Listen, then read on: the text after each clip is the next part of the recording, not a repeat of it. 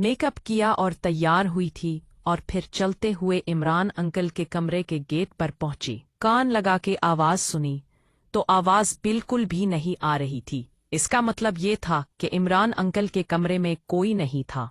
मैंने सुख का सांस भरा, फिर मैंने आहिस्ता से दरवाजे को बजाया तो इमरान अंकल ने आके दरवाजा खोला। मैं जैसे अंदर गई तो इसने कुंडी लगा दी। मैं जाकर बैठ गई और फिर इमरान अहल भी आए मेरे साथ बैठ लिए।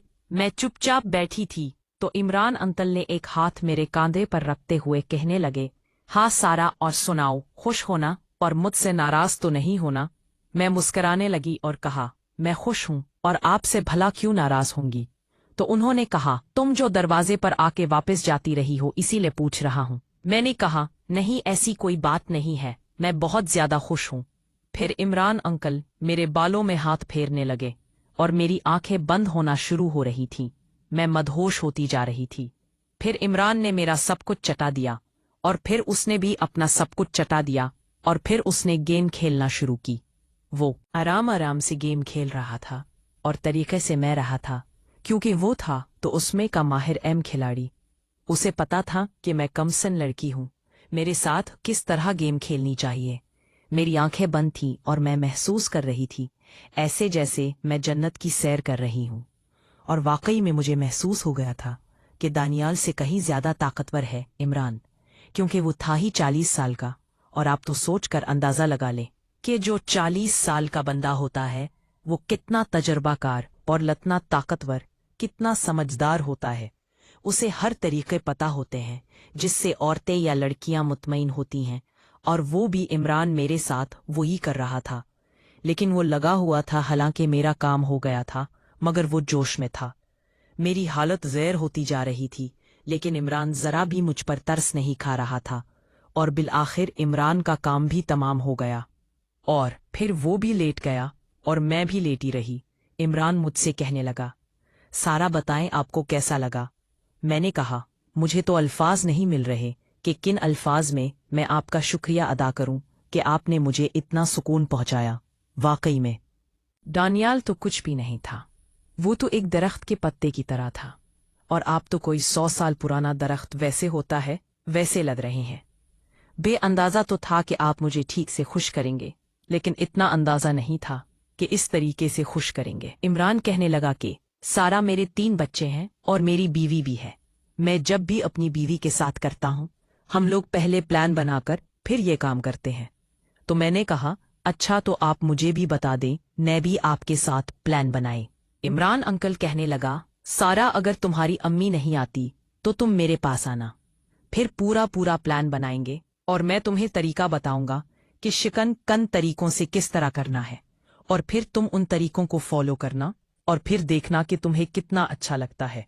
तुम्हें इतना सुकून मिलेगा कि तुम मरते दम तक याद रखोगी।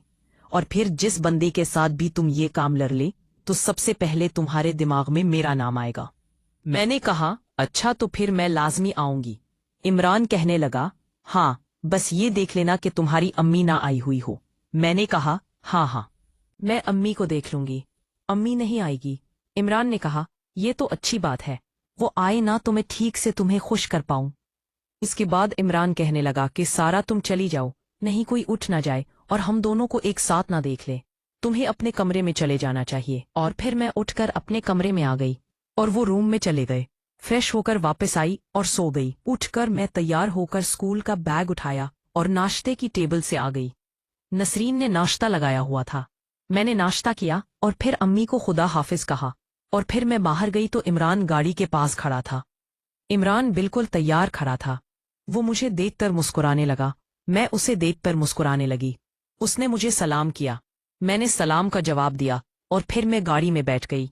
फिर इमरान भी मुझे लेकर स्कूल पहुंच गया। मेरे पेपर होने वाले थे।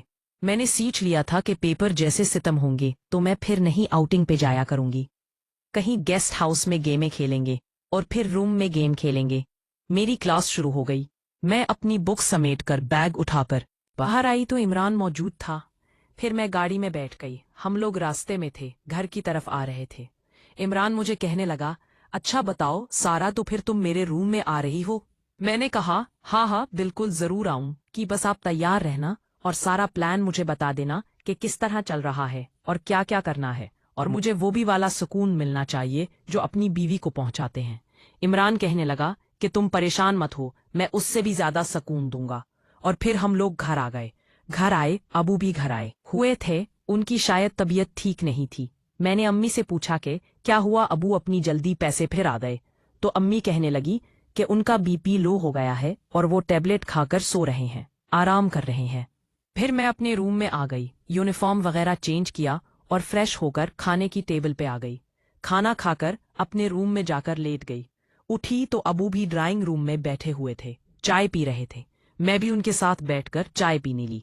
फिर मैं अबू के साथ हाल अहवाल करने लगी। अबू ने कहा, बस थोड़ी सी तबीयत ठीक नहीं है, टैबलेट खा ली थी, कुछ बेहतर महसूस कर रहा हूँ। हम सब ने मिल के खाना खाया। सब लोग अपने अपने कमरों में सोने के लिए चले गए। मैं भी अपने कमरे में आके इंतजार करने लगी।